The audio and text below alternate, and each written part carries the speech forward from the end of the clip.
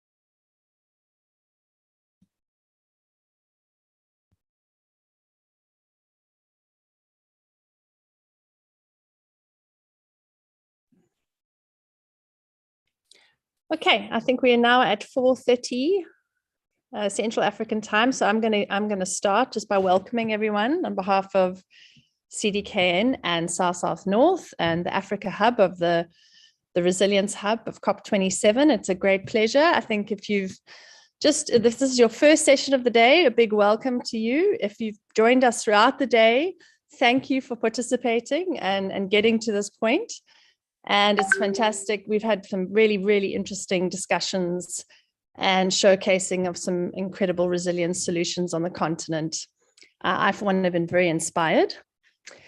And we're now going to turn to a very important topic, extreme heat in African cities. And it is definitely an underexplored area and very much an important agenda. And I know that the Africa chapter of the latest IPCC report mentions extreme heat in African cities quite a bit. And so this is a very important topic to be taking forward in the Resilience Hub and into COP27. So without further ado, I'm going to hand over to Vincent, who's going to be chairing the session, and all the best for a very fruitful session. So much, Lisa, and for the introduction, and also welcoming everyone in the group. So let me say thank you for joining this wonderful session, and we will right away start. And we are the Chance Network, and I want to briefly take you through or explain to you what the Chance Network is for your own information and of joining us. So I want to share my slide.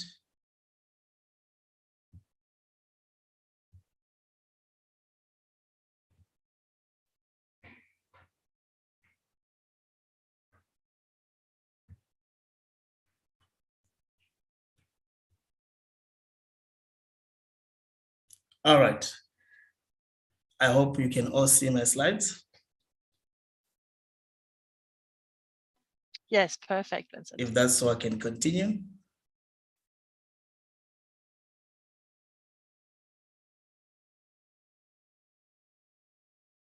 Can you all see my slides?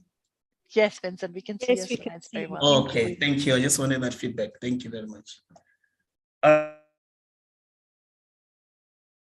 Means climate help, African management, which is a network that tries to bring together policymakers, researchers, stakeholders working on climate change, also develop new ideas together. The network actually falls within the International Climate and Health Network of Research Projects, which is called NBEL. NBEL means Enhancing Belmont Research Action to Support EU Policymaking on Climate Change and Health, which is funded by the EU. We have about 4 objectives, which is to develop synergies in East and Southern Africa, knowledge exchanges, learning and cooperation, to advance policymaking across the region, and to provide for national or regional application of funding for climate and research. We also have thematic areas that we are focused on: air pollution, which includes heat from wildfires, as well as climate financing. We have got key activities that we usually do, such as holding bi-monthly workshops, as well as international conferences, which are yearly. I'll explain that later. Anyone is free to join our network, especially if you're working on local or national government, research institutions, climate services, humanitarian organizations, NGOs, and all other organizations or individuals that are interested in climate health. And today we are here in this platform presenting issues around heat in African cities and why heat does matter at this point in time. And as the world braces for more intense heat waves fueled by climate change, urban centers across the world are unprepared for disasters which are brought by heat. And cities can run several degrees hotter than non-urban environments. That has been found out that cities get more hotter for various reasons. Sometimes because of the such as the asphalt pavement, the roof shingles that absorbs heat more the soil that we find in rural areas. And also cities, that are closely packed buildings and streets which are packed. And most of the time, people in cities, they actually suffer the most. On top of that, our healthcare systems as well are not that well prepared to actually take care of extreme health impacts, heat impacts that comes with this extreme heat in cities. And today we are going to discuss these issues around heat in the city. Our speakers who are going to discuss, and after our discussions, we're going to have a kind of a group session where we'll divide our participants into groups, and we come up with messages that are derived from all these discussions. So before we go to our speakers, I want us to invite Bettina to come and actually give us what bothers us at the moment. Bettina, you. Thank you so much, Vincent. Yes, and I'd like to invite all of you to tell us what bothers you in a particular way. I think you should have a clickable link if you're on the app, and maybe you can just type into your browser, if you're joining from a browser, in a new window, tinyurl.com/African city. It's tinyurl.com/African city, because we would like to know from you, and maybe Vincent, I can ask you to stop sharing this slide for a moment. Yep, no problem. We would like to ask you to share with us what really bothers you when you think about African climate, so extreme heat in African cities. What bothers you? And if you have logged in, you should see this particular window here that says, sometimes you need to shout it, sometimes you need to rant it, you don't need to worry, everything will be in all caps, everything is anonymous.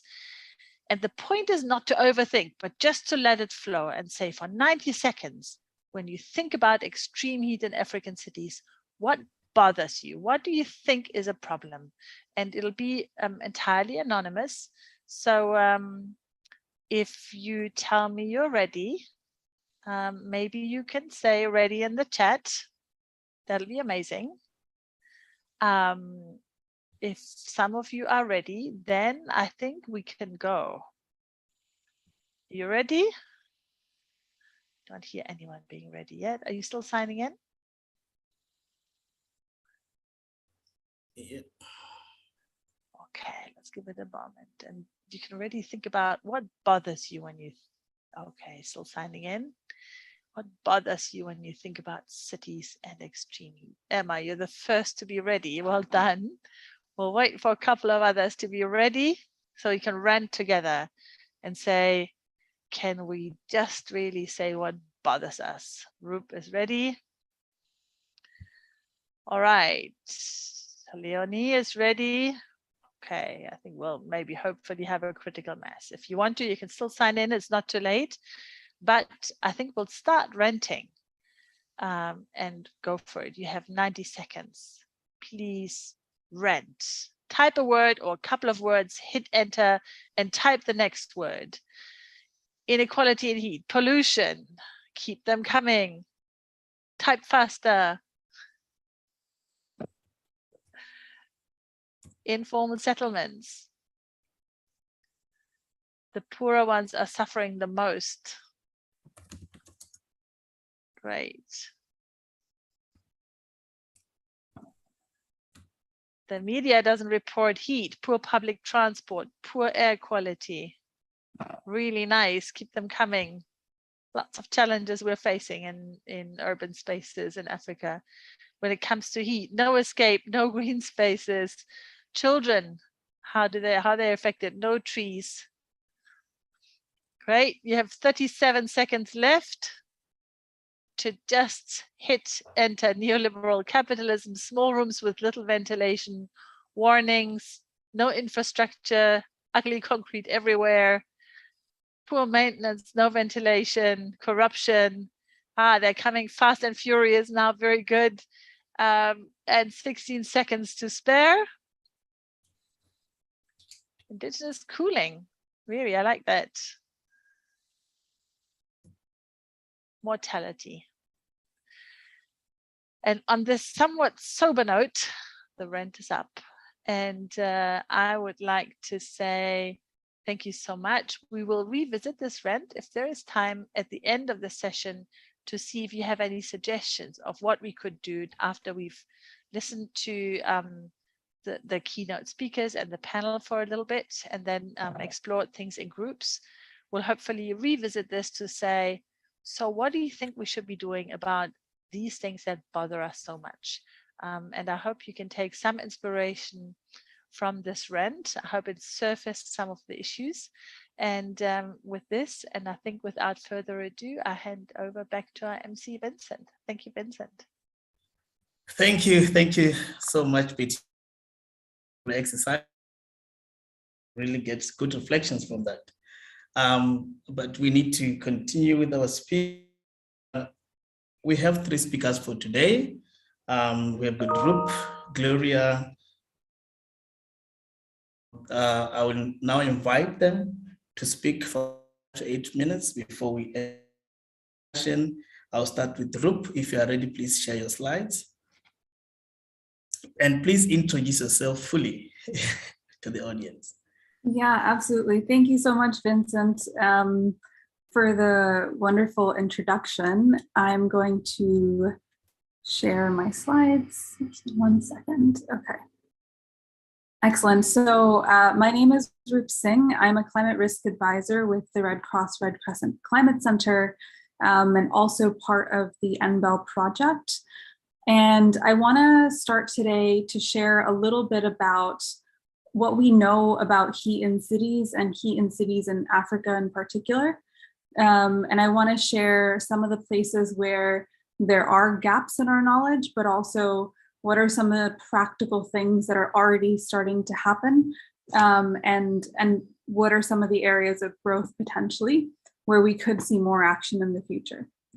So to kick us off, I want to share a little bit about what we know about heat in Africa in general.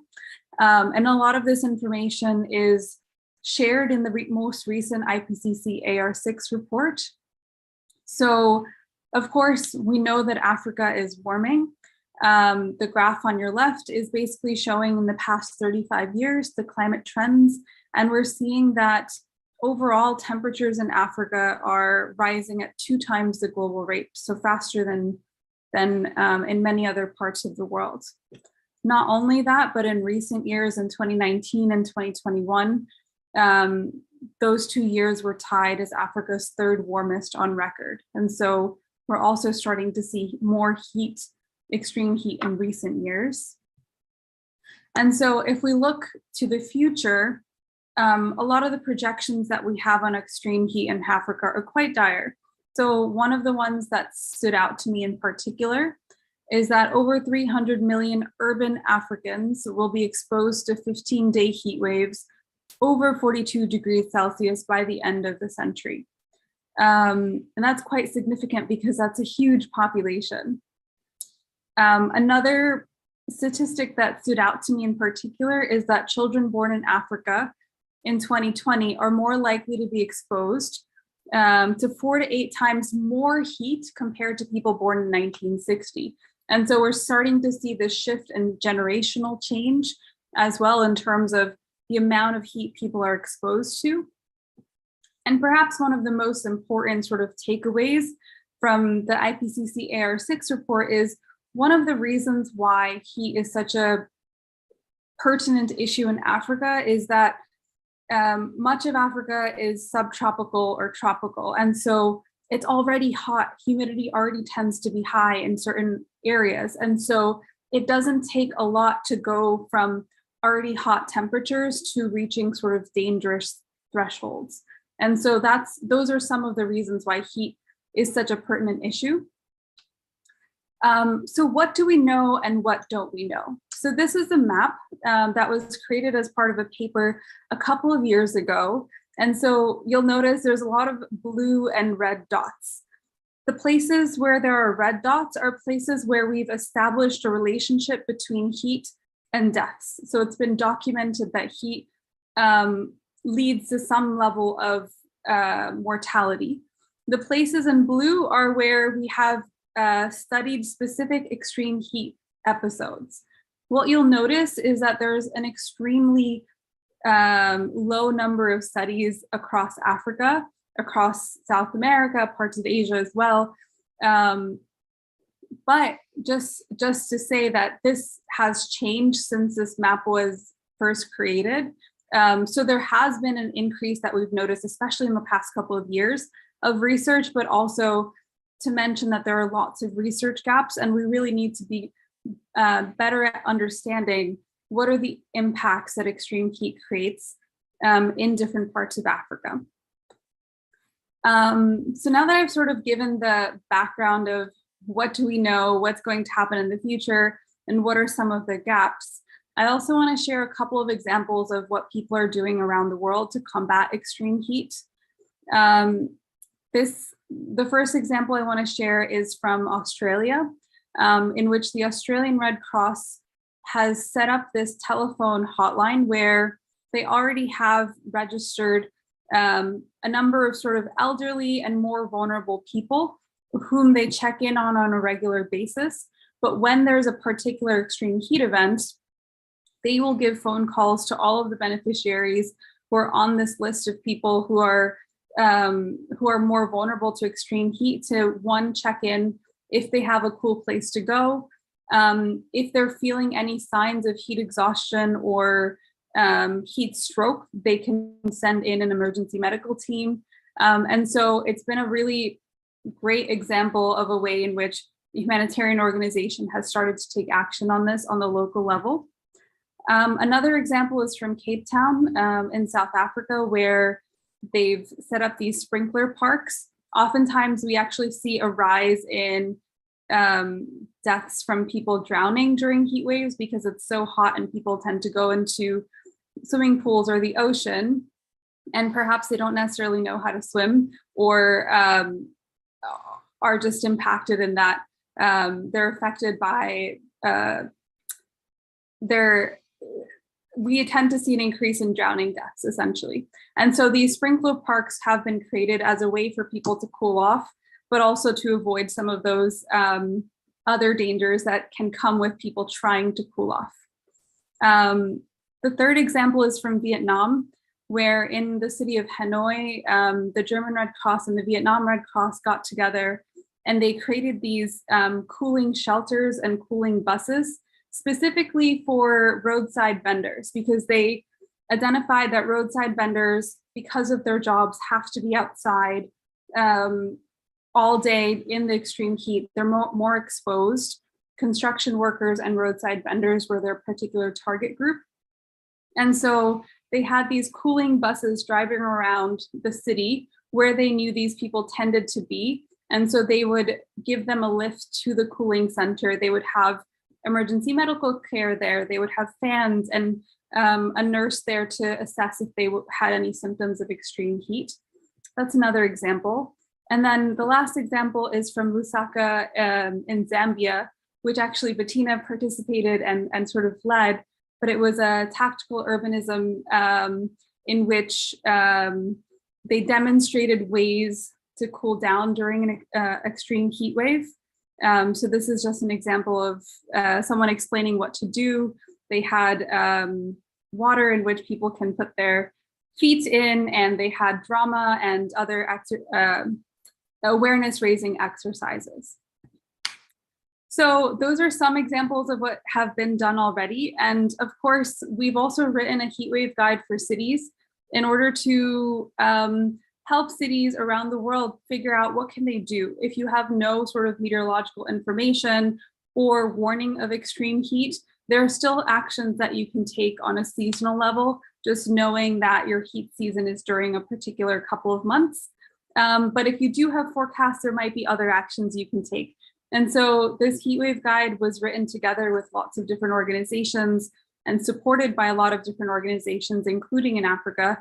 And there's tons of examples of what's been done, but also step-by-step instructions on how to create a heat action plan. And I'm sure we're going to have more time to talk about this in the discussion, so I won't go into depth, and I will pass it back over to you, Vincent. Thank you, Rup. Thank you, Rup, for the wonderful presentation. And I'll now call on to our next speaker, Gloria. So I'll share the slides for you.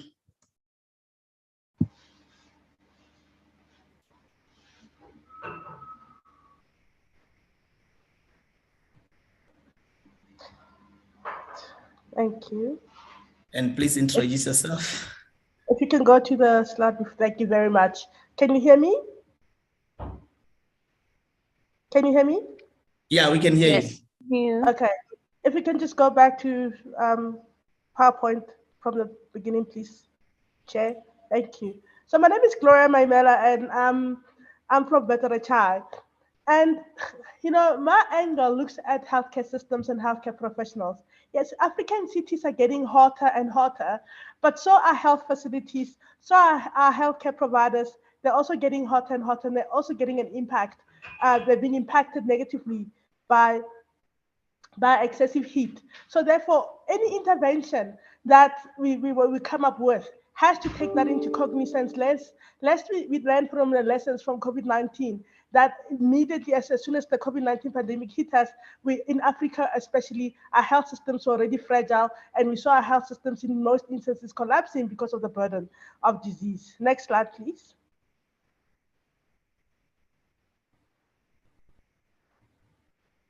Next slide. Yeah. Next slide. So literature, you know, and then most of the literature that has come up, obviously, you know, as Rup said, that most of the literature is coming from, you know, developed countries and less from the developing countries. But we have made a link. We have made a link between climate change and health. We have seen poor outcomes in pregnant women. We have seen poor outcomes in the most vulnerable, the elderly. But we're also seeing impact on healthcare workers and healthcare systems in particular that require urgent intervention, particularly in Africa. Next slide, please. So what are the direct and indirect impact? So first of all, if you look at healthcare professionals, you know, themselves, they're exposed to what we call heat stress due to exposure to excessive heat in working environment. And, you know, think about the midwife who's sitting in labor ward where it's extremely hot, or even in neonatal units where I've been in neonatal units myself, where the temperature are getting hotter and hotter, and that is already impacting on the health of our healthcare workers. We know that most of our healthcare workers, they especially in Africa, they're much older, and they're getting worsening of existing chronic diseases. We've made a link between worsening, excessive heat and worsening of non-communicable diseases such as diabetes, chronic kidney failure, and so forth. And as healthcare workers become dehydrated, the renal function deteriorates. And that's, for example, healthcare workers with diabetes, we know that, as they're exposed to heat and dehydration, the renal function tends to worsen, and that has a direct impact on their health. We have seen onset of new health-related chronic diseases as a result of excessive heat, and this is linked actually more toward to air pollution. We're seeing a lot of healthcare workers coming up with asthma and other respiratory diseases that are rendering them incapable. There's a decline. So there's an ILO International Labour Report that has actually shown that when there's excessive heat, there is a decline in productivity. Yeah, there's also a decline in productivity results in absenteeism, presenteeism, where people just come to work for the sake of it. They are tired, they are hot, and they cannot be bothered. We've also seen that there is a risk of poor staff attitude. For many years, we've been trying to pin down why sometimes you get the issues of poor staff attitude. Although they are multifactorial, we know that heat also is a contributing factor, because you can imagine you're in this labor ward, you're hot and bothered, and people are coming to you, and if you can go back to the previous slide, please, Chair. You're hot and bothered, and you're not able to cope with the excessive heat. We have seen an emergence of mental illness in healthcare professionals because of excessive heat. So, we're seeing a rise in depression, we're seeing a rise in post-traumatic stress disorder, we're seeing a rise in emotional distress directly due to excessive heat. On the other side, indirectly, as we have excessive heat in the African region, we're seeing more and more climate and health related disasters and injuries, displacement of people. WHO Afro released a report that said that in the year 2021, there was a 56% increase in climate health related public health disasters. And that is, on its own, is problematic. We have seen a rise also in the burden of chronic disease in the population, and that's already putting a burden on health systems as more and more people are getting sicker and so forth. We're really seeing a rise in infectious diseases. We've seen dengue, malaria, dengue fever. More people are getting sick, but worse, the response to those ailments are also hampered by excessive heat. There was a paper that was released that showed that vectors such as malaria and dengue are becoming more pathogenic. And therefore they're causing more severe disease in population. And also the ability of the human body to respond to these infectious diseases is also weakening, because as the ozone layer gets depleted, you get more ultraviolet light, more and more people are getting, people are not able to respond properly because of an impaired immune system because of that. So no more people are getting more sick. We have seen infrastructural damage due to wildfires in South Africa. We saw, infrastructural damages due to floods, and then you can still link floods to excessive heat, and that has cost billions and billions of rands to repair. But what underpins the poor response is healthcare, the lack of capacity building. Healthcare professionals are not prepared for excessive heat. With the traditional way of training, we're not prepared to embrace the transdisciplinary approach that comes with climate health, in that, this is not a solution just for healthcare workers. This is a solution that requires an engineer, an architect. When you're thinking about built environment, and others, you need a wider team effort, and not just from the healthcare sector. And healthcare workers do not have enough resources and tools to be able to respond. Also, lack of clear policy directives and guidelines, and this is why the Chance Network is here, to be able to collaborate on making sure that we get clear policy directives and guidelines that we provide to healthcare workers on how to respond. Next slide, please, Chair. And this is some of the impact as more people flood into health systems, and health systems are completely overburdened. You can imagine with excessive heat, with waterborne diseases that are affecting children, and we talked about pregnant women and the risks that we are now showing in terms of pregnancy outcomes to them. And you have few healthcare professionals that are able to respond, and hence the demand is greater than the supply. Next slide.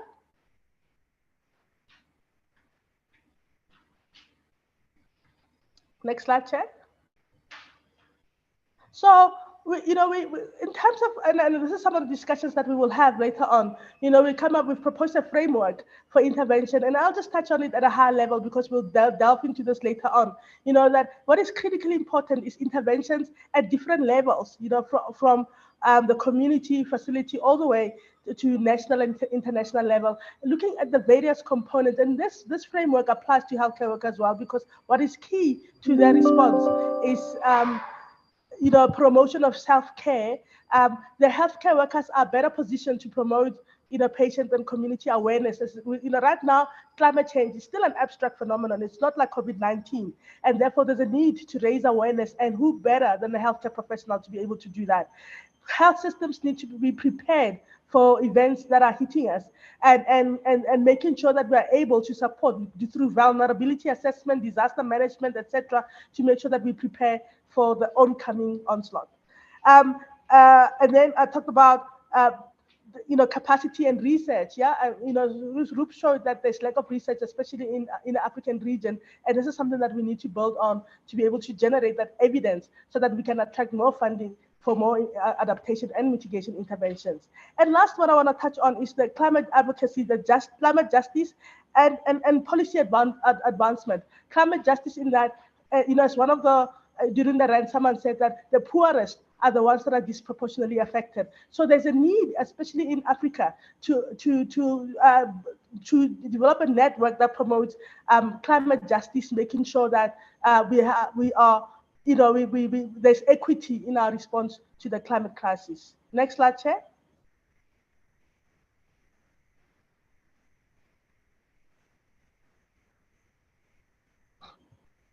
Next slide. And I think that's this is the last slide, in that, climate science has a blind spot when it comes to heat waves in Southern Africa. And right now, right here, this is a time for us to change that scenario, to make sure that we act on behalf of Africa. Thank you very much. Over to you, Chair. Thank you so much, Gloria, for this wonderful insight. And also, we hope we'll discuss further about health systems preparedness in our discussions. Before that, we will welcome our last speaker, Caroline, to give a presentation. And please introduce yourself. Thank you, Chair. I'm going to share my screen, but I see I'm not able to. It's disabled. You should be able to share now. I removed mine. Probably Bettina could. Yeah, now I'm able to. Yeah. Sure.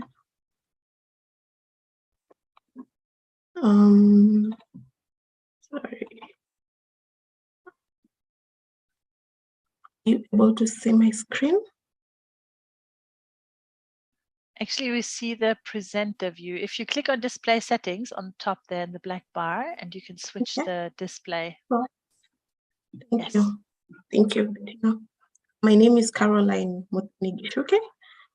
I work at the Aga Khan University here in Nairobi, Kenya, as a project officer for the Indirect project. I'm also part of the Chance Network, which is currently hosting this session. It's quite a pleasure to be here. And I'm going to be talking about possible solutions, right? And what are some of the key asks for policymakers? Sorry.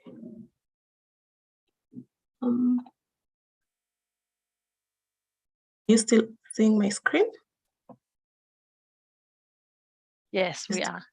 Okay, We're still on the opening slide. Okay, thank you.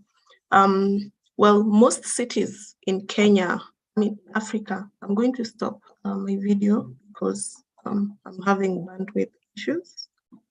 So just give me a moment. Most cities in Africa are still growing, and this is a good thing because it means we can change the trajectory of our growth and incorporate more climate-friendly developments. And we need to make our cities heat resilient and ensure that we put in mitigation measures. And so who are some of the key decision makers, and what are some of the solutions that we can explore with these policy makers? Some of the people we can talk to include urban planners and city leaders. We can also talk to decision makers in the health sector. We can talk to people in the disaster management sector, also include the people within the national government, research, also academia.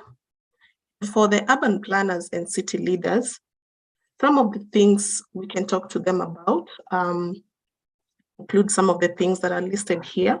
We can start with simple solutions, like ensuring that our cities have vegetation. And we know that trees and plants, they provide shade, they cool cities, they improve air quality, and can reduce the urban heat island effect. Others might argue that space in urban areas might be limited, but you can easily integrate small infrastructure practices into areas within the cities that have barren areas, that have vacant lots, that have pavements, and even the road reserves. And we can also have cooling spaces. These are places where people can go to when it's too hot. And it can be as simple as putting shades in existing bus stops. And I cannot stress this enough, trees, and more trees.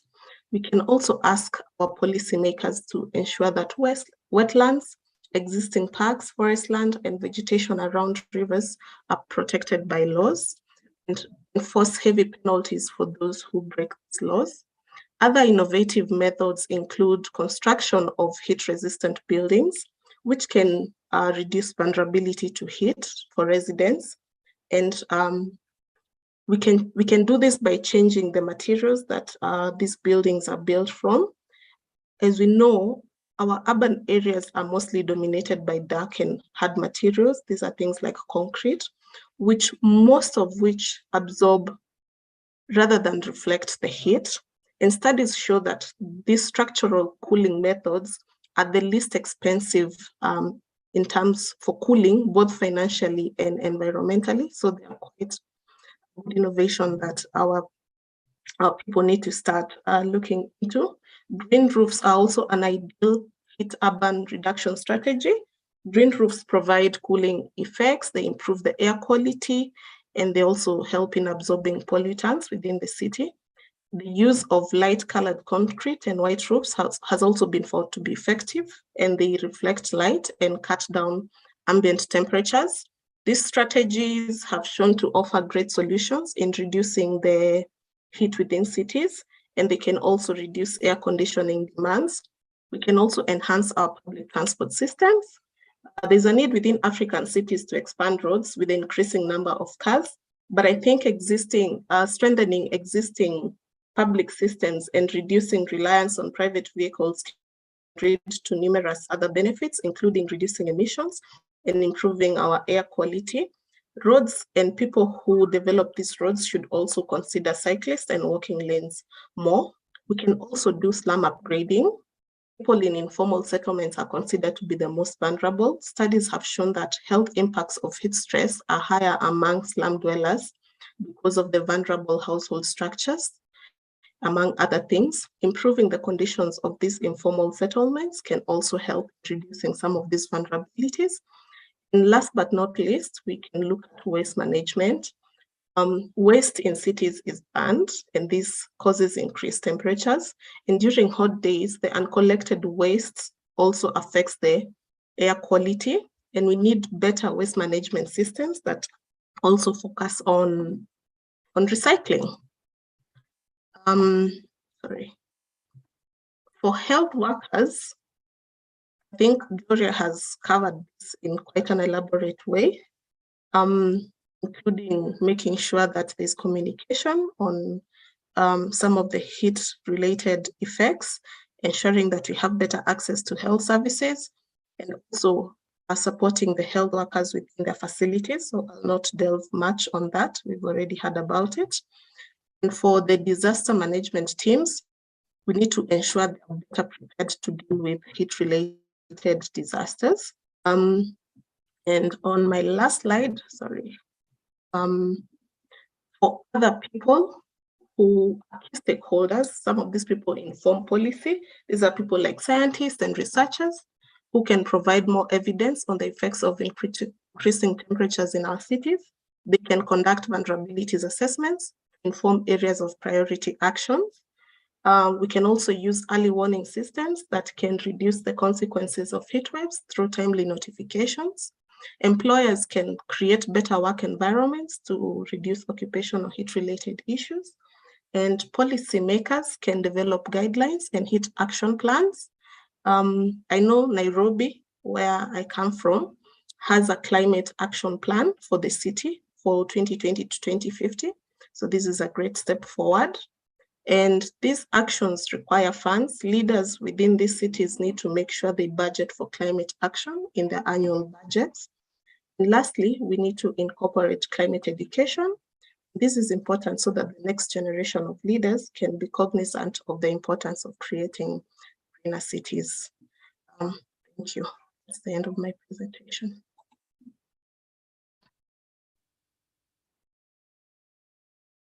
I'll hand it over to Vincent. Thank you so much, Caroline. Yeah. Panelists for the wonderful presentations. And so far we have heard from your presentation on what cities, as well as the impact the heat has on our healthcare systems, and also the potential. So we want to jump into the panel discussions in the next 10 minutes. And we wanted to address some of these following questions, and I want Bettina to run through those. And before we go into our breakout groups. So Bettina, with the questions that we have for them. Right, thank you. And Roop, maybe I can also ask you to turn on your camera so we can also see you. Gloria, you are excused. I know you're not feeling well. Nevertheless, I hope you can still contribute.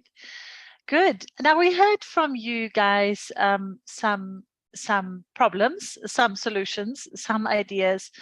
And I have a first question to you. So you say, I think Roop, you said, do you have a cool place to go to? Now, what if you don't? And what are the limits to adaptation to heat in African cities? Do we talk about this at all? Is this something that is well explored or understood? Is this something we need to explore? Because I think we all know that in many areas, in cities, air-conditioned spaces are scarce and they're very hard to operate. And like in South Africa or many other African countries, you have load shedding or power cuts, air-conditioned spaces are not to come by. So how to deal with this? And is this something that we understand well?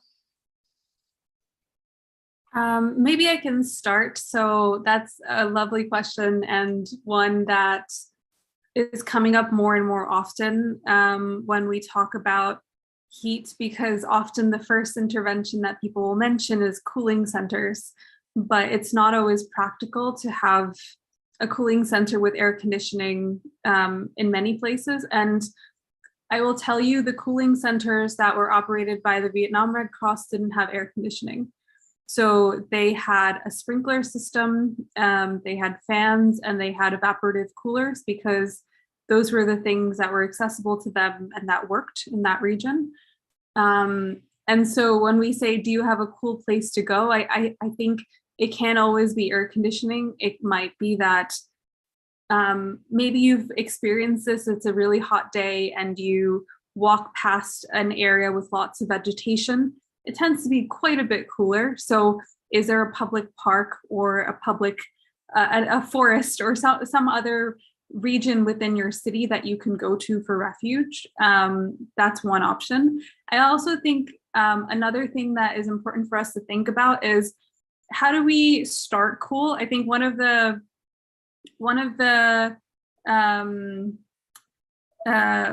things that lots of people say that you should do is, instead of allowing yourself to get hot and get to a level of heat exhaustion or heat stress, is how do you prevent that in the first place? So ensuring that you can retrofit, maybe even in your own home, adding shading, ensuring that your windows are shut. So there's lots of research being done at the moment on how do you retrofit slums so that they can reduce the amount of exposure to extreme heat.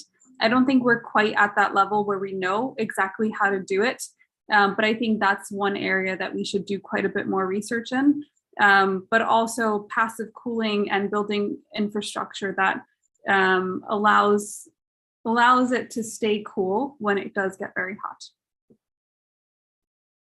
Thank you, Roop. And it reminds me a little bit of the all caps rant that we did earlier, where someone says indigenous solutions. So maybe this is also something to explore, right? How do people traditionally stay cool under the conditions that you find in particular cities, and how can we maybe emulate some of those approaches? Very nice. I was assuming the cooling centers were air conditioned, so also thank you for pointing that out, Roop. Great. Let me turn to Gloria. And Gloria, if you can still speak, that'd be lovely. Because I wanted to ask you. So you talked about how it's really tough for the health workers, and I wanted to know. So how are people affected that are seeking medical treatment in clinics under extreme hot conditions?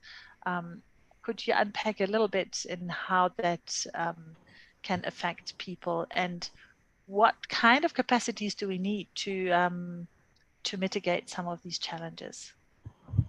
Thank you, Bettina. Access to healthcare is dependent on a resilient, strong healthcare system, and a strong, resilient healthcare system is dependent on healthcare workers. As more healthcare workers are affected, by excessive heat, your supply, so to speak, diminishes. And as your supply diminishes, then access to care for the vulnerable becomes a problem, because you show up at the clinic, there's only 2 nurses who are available. Everyone else is taken off sick, or they're burnt out, So that, already just getting that, care in the first place becomes, compromised. And secondly, as healthcare workers are hot and bothered, they don't, the poor staff attitude. And this is something that we've been grappling with for years, and so how do we treat people better? But can you imagine when you're sitting in a labor ward and, the temperature is sitting at 30 degrees and you just, don't have that capacity to be empathetic, to provide that quality care. So, and it's the quality of care that gets affected, but more importantly, the access to healthcare has become problematic for many more people now, who now need to access those healthcare systems. So now we need to go back and think about, how do we build that capacity? How do we rebuild that capacity as far as healthcare workers? And capacity is twofold. It's capacity in numbers, making sure that there are enough warm bodies to be able to manage patients. But capacity is also the skill, because if someone comes in with heat stroke, our healthcare workers don't know how to manage that. So it's both. And it's, in terms of numbers, I think, it's time we started looking at decentralizing care and bringing in other cadres, new cadres of staff to come and, support our buckling health system. So bringing in environmental healthcare workers, community healthcare workers, and triaging patients, so that your core healthcare professionals are able to cope with the workload that they're facing. Thank you. Great. Thank you, Gloria. And there's clearly a lot that we can learn and implement, and I think make stronger linkages with the climate discourse for sure from these experiences. Thank you, Gloria. Caroline, I want to put you on the spot a little bit. Now, you talked about the importance of planning in African cities. Now, some of us who work in African cities or live in African cities, or both, we know that planning is always a bit of a tricky issue. So now you say, so you don't need to deal with the existing problems, but you also need to expand it to do really good planning for heat waves that might increase in intensity in the future. So how do we navigate this? Because it seems like a big ask, and I hear it's important, but do you have any suggestions of how we could possibly tackle this in Africa? Thank you for putting me on the spot, Bettina. That's a really good question, and it's a challenge to start bringing in issues of climate in an area where we still have so many other priority issues, and it's always a problem because they tell you we don't feel like climate should be one of the things that we're dealing with. We're still trying to improve our public transport infrastructure. We're still trying to figure out so many other things, and we feel like climate change should be at the bottom of the things that we're dealing with. It's not a priority. And so I feel like one of the ways that we can navigate that is, first of all, incorporating some of these solutions to already existing plans, and also learning from other countries that have already experienced this. We already know that Africa is temperatures are already increasing, but we also need evidence. We need to bring in our researchers to provide evidence that can inform some of these policy changes that we're trying to enforce. And I think with evidence, it's likely to be more easily acceptable rather than saying, let us prepare this because it's this and this is going to happen. Yeah. And so, yeah, I feel like number one, incorporating some of evidence from our researchers, and also putting in plans that merge well with already existing plans, and also learning from other cities that have already experienced this and how they dealt with it. We can also pick up on their best practices. Thank you. Thank you, Caroline. And sorry for putting all three of you on the spot, picking up on things that you've said.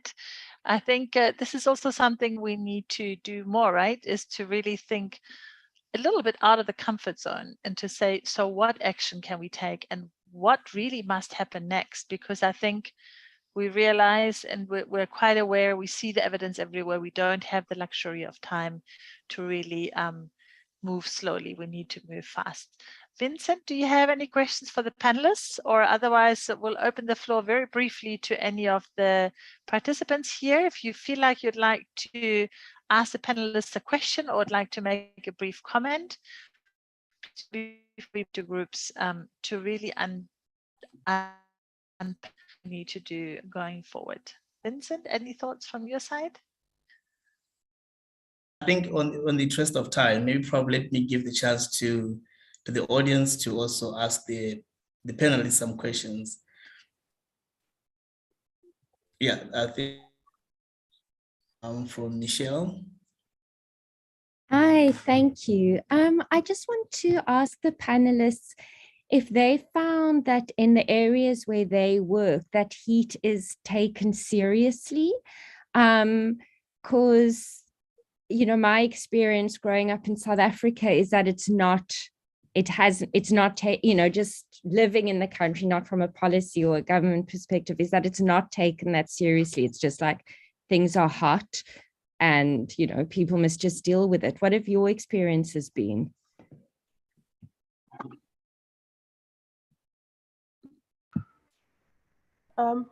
Chair, I can respond to Michelle. That's a very good question. You know, I'm also in South Africa, and climate change is still an abstract phenomenon.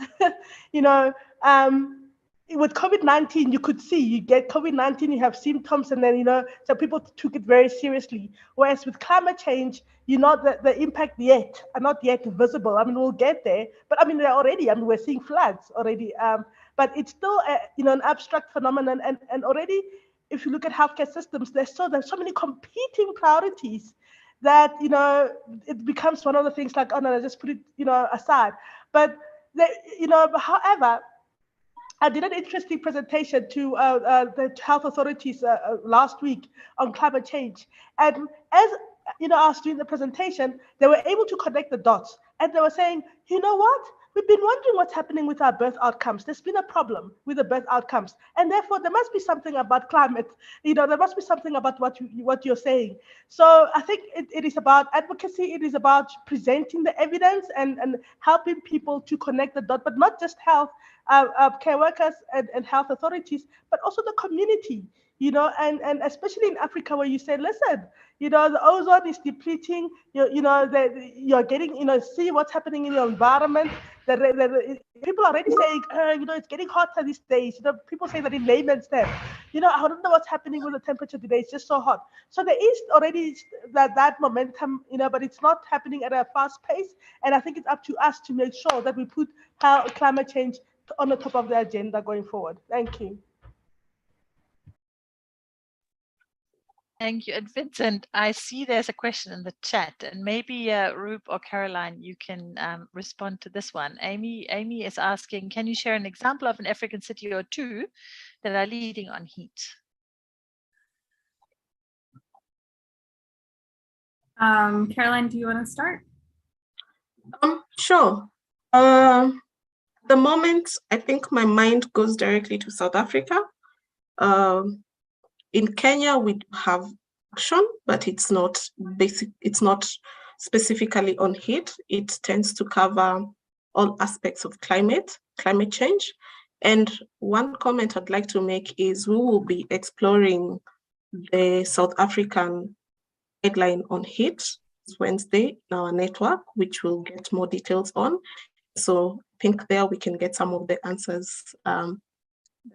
I cannot speak for on behalf of South Africa, but I think that they've made good progress, and we'll be hearing more about this Wednesday, and our chair will give us more details. Yeah, absolutely. I think in terms of examples, I've heard of a couple of smaller examples. So like Caroline said, there is some work being done in various cities in South Africa. In Freetown in Sierra Leone, there's a chief heat officer that was appointed. In the Sahel, there is a heat warning system that's currently being developed with a couple of different countries within the Sahel.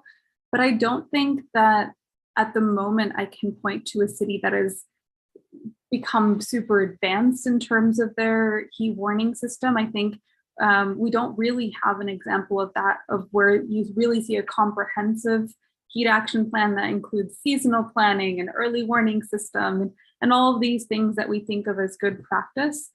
And in some ways, I find that a little bit concerning because, of course, the projections are that we're going to see lots of impacts in these cities very soon. But I think that's also part of our call to action in that we want to see more of this. I also want to address the question that was asked earlier and maybe share one example, a parallel example from another continent. So I know in recent years, we've heard a lot about heat waves in India, and we've heard a lot about heat action plans. It's touted as an example of a place that's really done well. But if you go back 5 years, maybe 5 or 6 years, no one talked about heat in India. It was thought of as, we're used to the heat. Heat is in our blood. It's something that we've always dealt with, and it's not unusual. And it wasn't until you really started to see the numbers associated with heat waves. So particularly when we started to count, okay, we see 500 excess deaths during this particular heat wave event, that policymakers and people really started to awaken to the impacts. And it's not like heat waves didn't occur previously. They did. We just didn't necessarily have the numbers to back up the impacts. And so I think in part, one of the really important things across Africa is also to make those connections so that people really understand, look, we're starting to see excess mortality, but also morbidity and all of these negative health outcomes. And so that's how I saw a much more focused action on heat in India. And I hope that we can see more of that across cities in Africa once we make it clear that the impacts are happening, and they're happening now.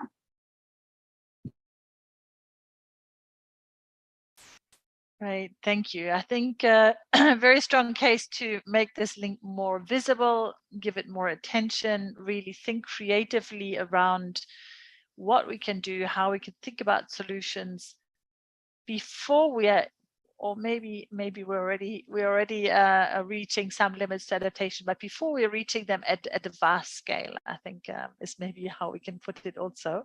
And this is the moment to open the floor to all of you. And I know for some of you, it was a long day, but we invite you, and imagine how it used to be when we would meet in person. We invite you to go into, you'll be allocated one of 3 rooms to talk about what are the key, thank you, Vincent. What are the key messages that you think we should be giving to, and depending on your groups, to policymakers, to researchers, and to local stakeholders? What do you think are maybe 3 key messages we should be giving them? Let's not be too over ambitious. Let's give them 3 messages. What do you think we should tell national policymakers, researchers, and local stakeholders when it comes to heat in African cities? And we'll have about 12 minutes for you to discuss. So be short and sharp. See if you can say hello quickly to whoever you find in the group.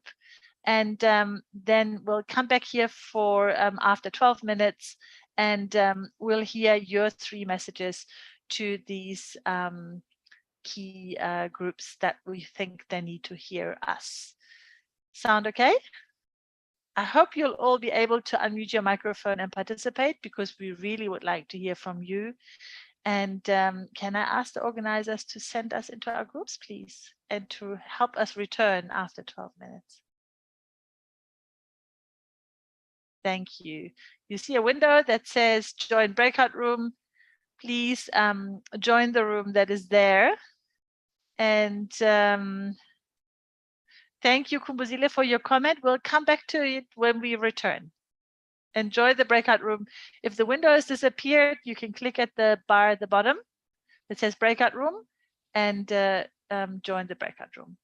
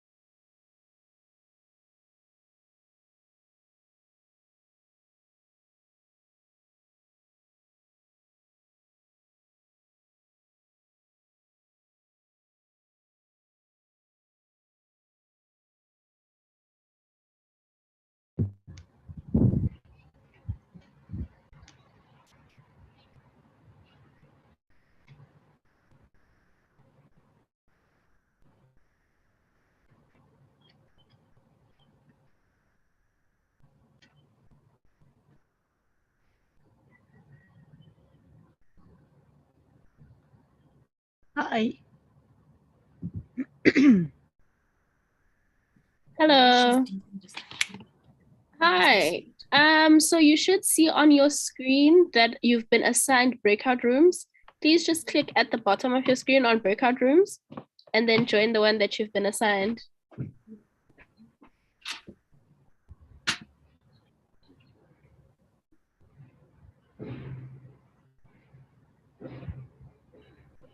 Are you able to join? I can't see the bottom of the screen.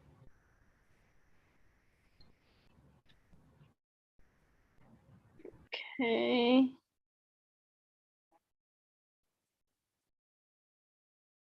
It's okay. I can listen to the rest.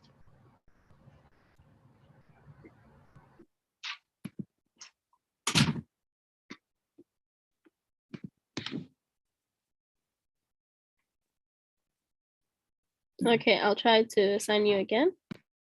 Thank you.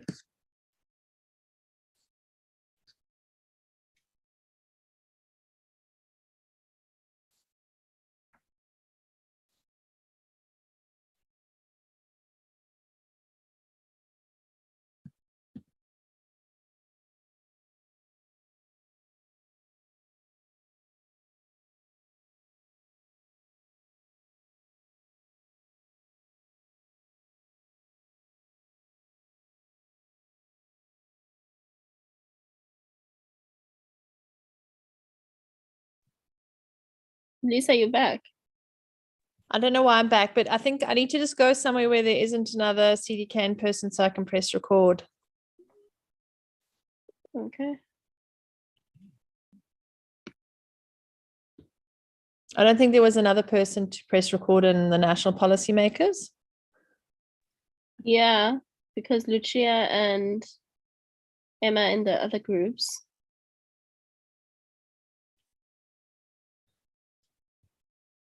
Okay, so should I just click on join? Yeah, do you see the join option? Click on join on policymakers.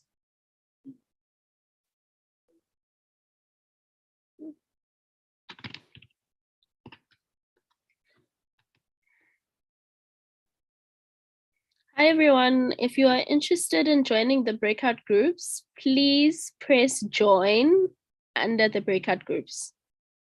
So anyone that you feel like, you identify the most with, just press join under that group, be it researchers, national policymakers, or local stakeholders.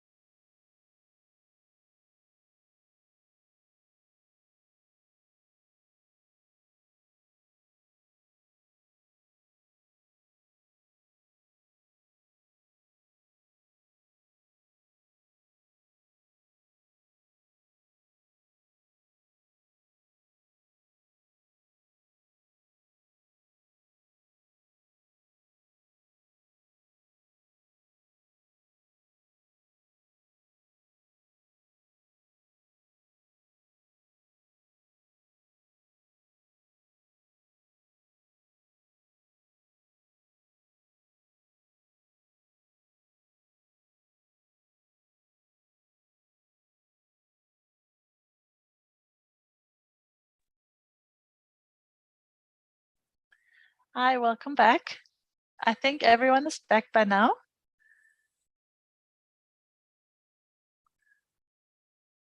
Vincent, shall I quickly ask for the 3 key messages from the 3 groups?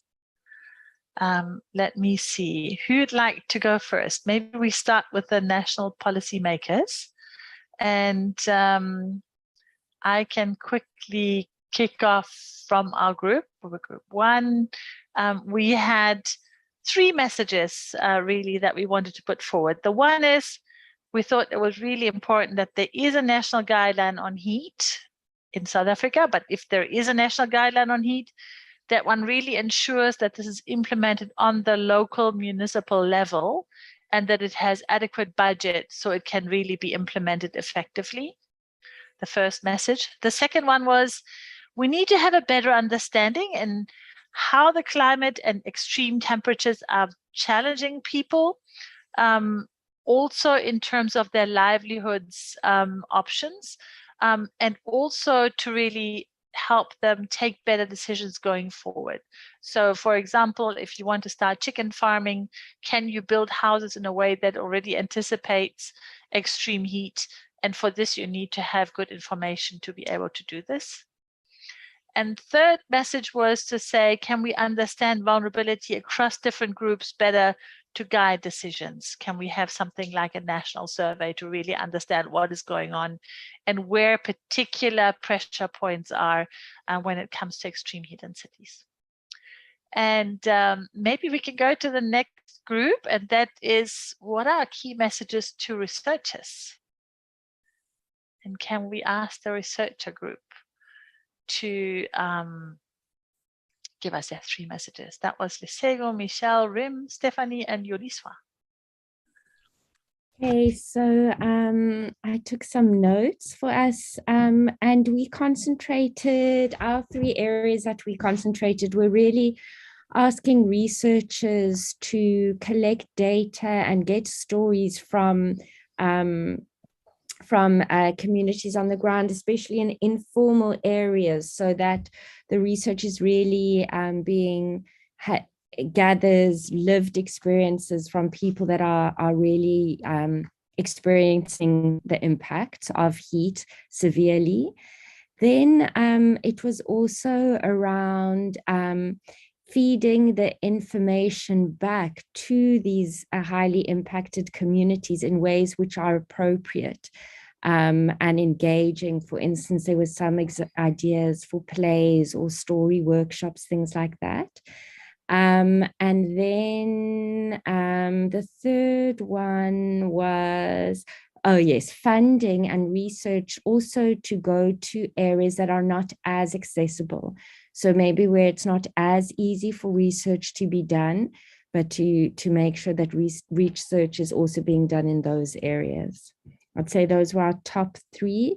And I'd ask our other breakout group members to please add if I've missed anything out.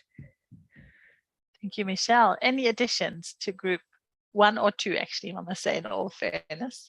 Good point. Nope. All right, and then it's time for group 3, local stakeholders. So what are our messages to local stakeholders? And I can see, Caroline, you're unmuting your microphone, so I assume you're speaking on behalf of Amy, Emma, Gloria, Lucia, Rup, and yourself? Yes, I did take some notes, unless any other group member would like to present.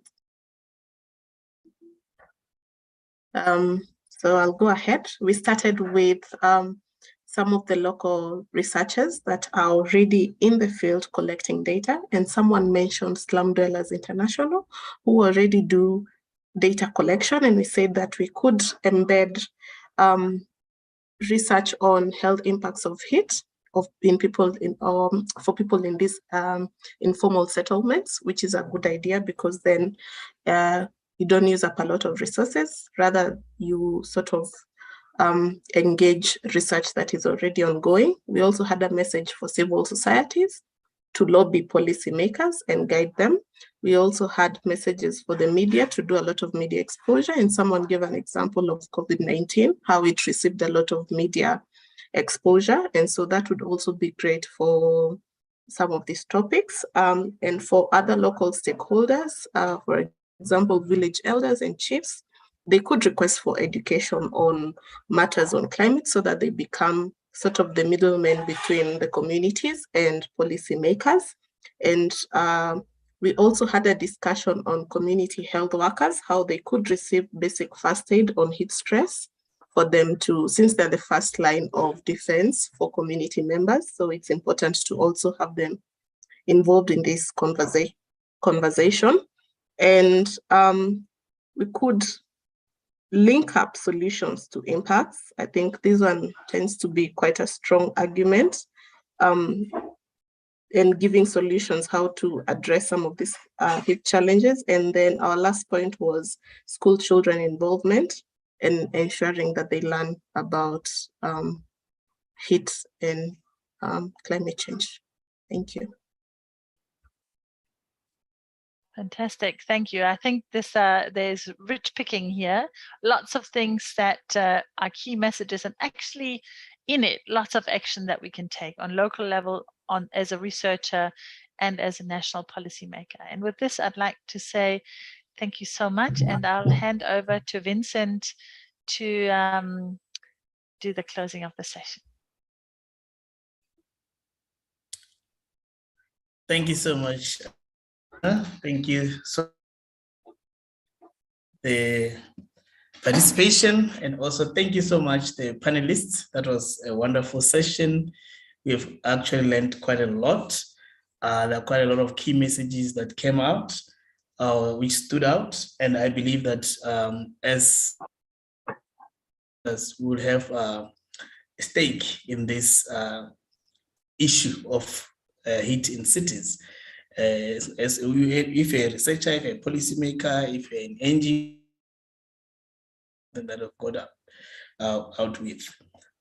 In closing, I'll say from the Chance Network, we want to thank you so much. Like I said from the beginning, this is a network that invites everyone who is interested in climate and heat nexus. And we have a lot of activities that are ongoing. We do have our bi-monthly meetings. The next one is coming this Wednesday, where we'll be unpacking the heat health guide. The Deputy Director from the National Health Department, who will be unpacking their, so you could join us and also learn from South Africa. We also have our annual meeting next year, so you as well to attend. And also, if you want to join our network, welcome. Click on it and maybe take your phone, and you'll be directly linked to the link where you can just join, or you can take my email there, vpagiwa@ub.ac.bw. That's my email address. If you send me an email, I will make sure that you have joined. Thank you. And I hope that I will receive most of the emails after this meeting, and I'll see new members joining the Chance Network. Thank you so much, the organizers. This was a wonderful session. The team, before we close the session. I think hand over to Lisa.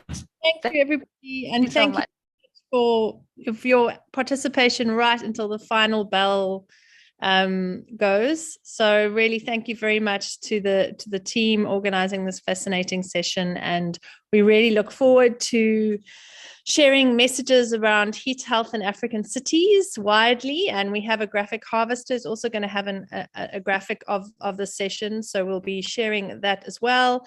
Look out for all of that on our Twitter feed, the CDKN Twitter feed. We have been live tweeting this session as well. So there's lots of messaging that has been happening outside in the world.